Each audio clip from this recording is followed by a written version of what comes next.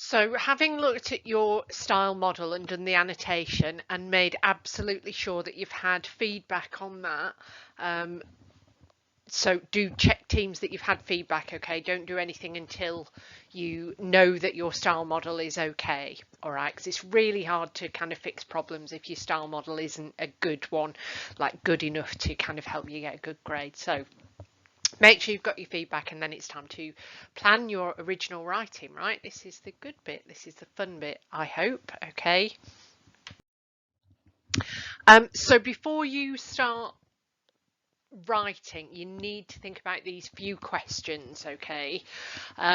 So all of this is in a Word document so that you can kind of consult it while you're making notes, okay? So I've added that to the assignment on Teams, but I just thought I'd talk it through on here as well. The first question to have a think about is who's going to be reading this, all right? Who's the ideal reader of your writing? So you really need to think about this carefully. Don't just think about, female teenagers are going to read it. Think about it in the terms that we kind of analyse audience when we do text analysis, right? Really think about who the audience are likely to be. So, for instance, these are some questions you definitely need to know the answers to. How much knowledge do they already have about the topic?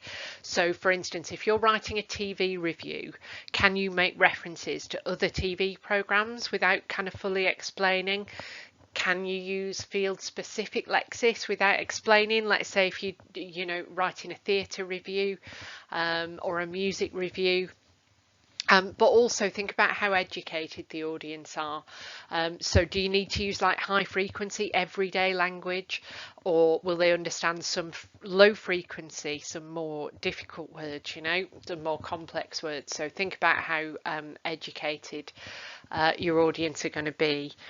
I mean, in the assessment criteria, there is at the very top band a criteria that says produce engaging content for challenging audiences. Okay, so don't go for I'm trying to put this politely, don't go for the kind of lowest common denominator audience. Don't target people who are not that educated, I guess is what I'm saying, because it limits what you can write, okay, and it limits the ways in which you can use language. So you want an audience who are kind of fairly educated, and the suggestions I've made for places to look for style models have been made with that in mind, okay, that you have a reasonably well educated audience. And then you need to think about, this is a difficult question, I guess, but this is one of the most challenging questions.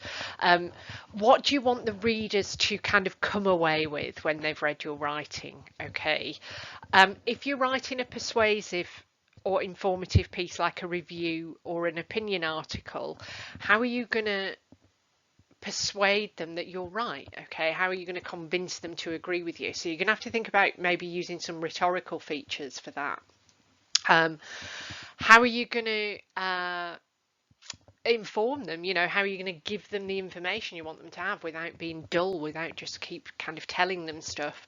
How are you going to present yourself as a writer? So do you want to come across as knowledgeable and authoritative, as funny, as friendly? Really think about how you want to come across as the writer. You don't have to write as yourself. You can write in a persona, right? So if you want to say you're a 50-year-old male political journalist, that's fine, okay, but how do you want that person in that case to come across to the audience?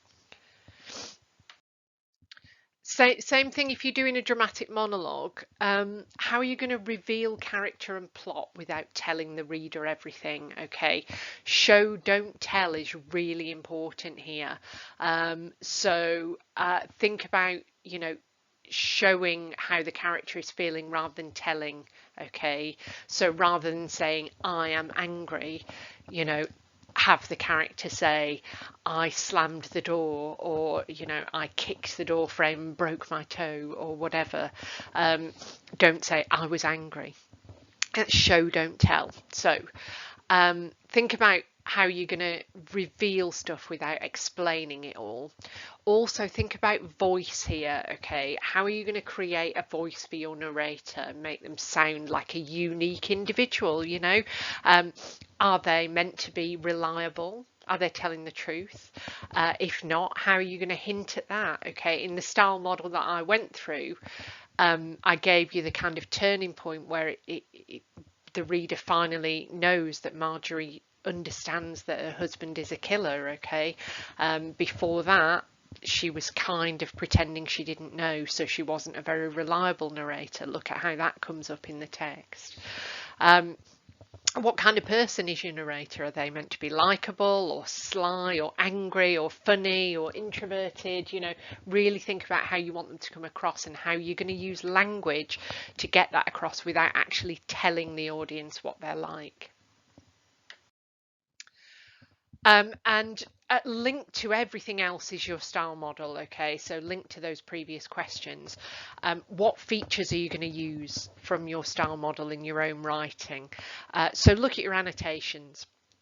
Think about not just word choices, but also, you know, what kind of rhetorical features were used, how was the reader addressed, what kind of sentence types and functions came up, and then think about structural features, kind of bigger picture features as well, like how long were the paragraphs, was the modality high or low, you know, was it certain or uncertain. Did it use any spoken mode features? Although obviously we're working in written mode, particularly important to use spoken mode features if you're writing a monologue. Think about paragraph openers, discourse markers, any other structural features. You know, do you want to use a kind of circular structure, that kind of thing. When you get to do the commentary, which will come quite a lot later, you have to talk about how you can compare your piece to your style model. So it's really important that you are taking some features of your style model, and also using features from your style model shows that you've understood the genre, and that's really important, that you show that you can write in a particular genre. Having said that though, you do need to do some stuff differently to your style model. You can't just kind of slavishly follow it. So for a top grade, you need to show a little bit of creativity and originality. Obviously, you're going to have to take features from your style model, from the genre that you're working in, but you know, how are you going to make it your own? Okay, so that's the most difficult thing, but think about how you're going to make it your own. Once you've done all that planning, you can start writing a draft, okay? And I'll talk about that, or I'll write you something down about it rather on Teams. But basically, yeah, the drafting process comes next. Now, I don't want people to get in a panic about this draft, all right? It's a draft, okay? Good writing is not your first go. You know, good writing comes from editing and rethinking and redrafting. So this drafting, it's about doing some planning like I've talked about here, but then just getting stuff down on paper so that we've got then something to work with. You're going to hand in a draft fairly soon, which we'll have a look at and give you some feedback on. But then you will get another chance at this. So in like January, February next year, you'll get the chance to return to it and see how you feel about it then. Okay, so don't get in any kind of anxious state about this. There's plenty of time and opportunities to draft and redraft, and no writer does their best work on their first draft. Okay, one of my favorite authors says he writes 10 to 12 drafts. Okay, he has 10 to 12 versions of everything he works on. Okay, that's how good writing comes about. So okay, in short, don't worry about it. All right, I'll talk about drafting in a Word document on Teams, and that's going to be your next job, but do the planning first.